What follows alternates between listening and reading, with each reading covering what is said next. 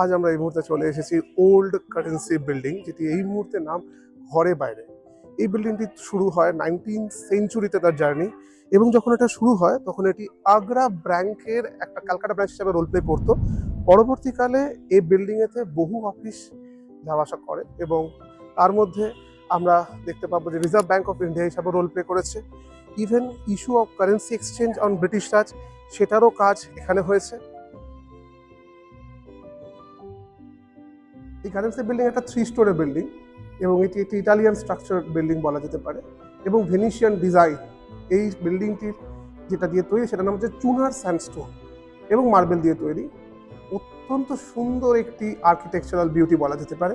এটা 19th century থেকে আজও আমাদের কাছে রয়েছে, এবং সেটা আমরা আজও এক্সিবিট করতে পারছি।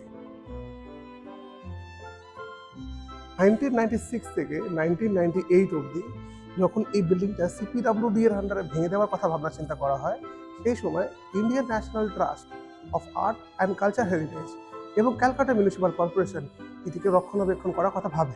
2005 সালেতে পুরোপুরিভাবে আর্কিওলজিক্যাল সোসাইটি অফ ইন্ডিয়ার হাতে এটাকে তুলে দেওয়া হয়, এবং তারা 2005 থেকে 2019 অবধি কন্টিনিউয়াসলি এটার পিছনে রেনোভেশন করে এটিকে এত সুন্দরভাবে একটি প্রদর্শনীর জায়গা করে দেয়, তুলে দেয়। এবং 2020 সালের 11 জানুয়ারি honourable prime minister of India Narendra Modi এটি মিউজিয়াম হিসাবেতে রিওপেন করে সাধারণ মানুষের জন্য, এবং তার জন্য মানুষ আজকে এই সুন্দর জায়গাটাকে অনুভব করতে পারছে, তাদের ছুটির দিনে কাটাতে পারছে, এবং এসে আমাদের ভারতবর্ষ এবং আমাদের ভারতের কারেন্সি সিস্টেমের ব্যাপারে নলেজ গেইন করতে পারছে। শুধু তাই না, এখানে বহু রকম আর্ট আছে, এবং সেই আর্ট ফর্ম এবং স্কাল্পচার সেগুলোকেও রাখা হয়েছে, সেগুলোও এখানেতে আমরা দেখতে পাচ্ছি, এক্সিবিটেড হচ্ছে এবং এনজয় করছি।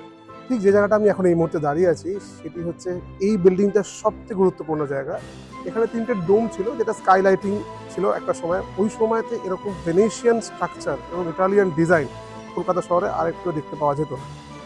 এখন সেটা ওপেন এয়ার করে দেওয়া হয়েছে, ওপেন এয়ার অডিটোরিয়াম করা হয়েছে। এটা ভেঙে ফেলা হয়েছে in the time of renovation বলা যেতে পারে।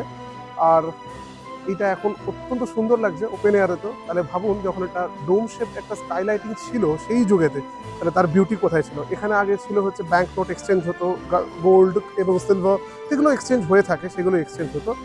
আর এখন এটা একটি অসাধারণ একটা ওপেন এয়ার অডিটোরিয়াম। আপনারা আসুন, দেখুন, এই সৌন্দর্য উপভোগ করুন, ব্যাস।